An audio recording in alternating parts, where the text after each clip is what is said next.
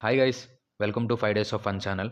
ఈ వీడియోలో మనం 'కేసరి చాప్టర్ 2' ఈ మూవీ చూస్తున్నప్పుడు నాకు ఎలాంటి ఎక్స్పీరియన్స్ కలిగింది అనే విషయం గురించి మాట్లాడుకుందాం.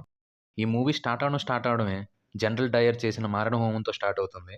అది చూస్తున్నంతసేపు కూడా హృదయం బరువెక్కిపోయి కళ్ళల్లో నీళ్లు తిరుగుతూనే ఉన్నాయండి. జలియానావాలా బాగ్ ఇన్సిడెంట్ గురించి మనం చిన్నప్పుడు ఎన్నో పుస్తకాల్లో చదివే ఉంటాం. కానీ అది చూస్తున్నప్పుడు ఇంత క్రూరంగా ఉండేదా మన దేశంలో బ్రిటిష్ వాళ్ళ పాలన అనిపిస్తుంది.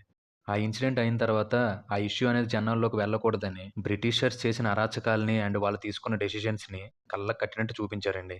ఇంకా దారుణాలు అవన్నీ చూపించిన తర్వాత మెల్లగా మూవీలోకి తీసుకెళ్ళి మనకి హీరో క్యారెక్టర్‌ని పరిచయం చేస్తారు. హీరో ఇంట్రో సీన్‌లో ఒక కోర్ట్ రూమ్ సీక్వెన్స్ ఉంటుందండి. ఆ ఒక్క సీన్ చాలండి హీరో క్యారెక్టర్ ఎంత పవర్‌ఫుల్లో చూపించడానికి. అలా హీరో క్యారెక్టర్ గ్రోత్‌ని ప్రెజెంట్ చేస్తూ మెల్లగా హీరో క్యారెక్టర్‌కి జలియానావాలా బాగ్ ఇన్సిడెంట్‌ని కనెక్ట్ చేస్తూ రాసుకున్న పోర్షన్ అంతా కూడా ఎక్సలెంట్ అంటే ఎక్సలెంట్‌గా ప్రెజెంట్ చేశారండి. హీరో క్యారెక్టర్ ఎంత టాప్ పొజిషన్‌లో ఉన్నా కూడా, బ్రిటిషర్స్ అఫీషియల్స్ తను ఇండియన్ అని తనకి రెస్పెక్ట్ ఇవ్వకపోవడం అనే పాయింట్‌ని 1-2 సీన్స్‌లో ప్రెజెంట్ చేస్తారు. అది చాలా బాగా అనిపించింది. హీరో క్యారెక్టర్ ఫస్ట్ హాఫ్‌లో చాలా రకాల ఎమోషన్స్ మధ్య ట్రావెల్ అవుతూ ఉంటుంది. అన్నిటిలో కల్లా మూవీ మొత్తంలో హీరో ఒక క్యారెక్టర్ కోసం మానసిక సంఘర్షణ ఫేస్ చేస్తూ ఉంటారు.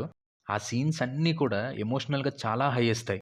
మూవీ మొత్తంలో మనం ఏడ్చిన వాట్ ఏ సీన్‌రా అని మనం ఫీల్ అయిన డైరెక్టర్ మన ముందు ప్రెజెంట్ చేసిన విధానం ఒక ఎత్తైతే, ఆయన విజన్‌ని మీట్ అవుతూ మ్యూజిక్ కంపోజర్ గారు కంపోజ్ చేసిన బీజీఎమ్స్ అండ్ సాంగ్స్ వేరే లెవెల్ అండి. సినిమాటోగ్రఫీ కూడా టాప్ నాచ్ ఉంది. అండ్ ప్రొడ్యూసర్స్‌కి మాత్రం స్పెషల్‌గా మనం మెన్షన్ చేయాలండి. ఒక 2 గంటలు 15 నిమిషాలు అలా మనం 1940స్‌లోకి వెళ్ళిపోతాం. ఇంక మాధవన్ గారి క్యారెక్టర్ ఇంట్రోతో ఇంటర్వెల్ పడుతుంది. ఆ నెక్స్ట్ సెకండ్ హాఫ్ అంతా కూడా మాక్సిమం కోర్ట్ రూమ్ సీన్సే ఉంటాయి.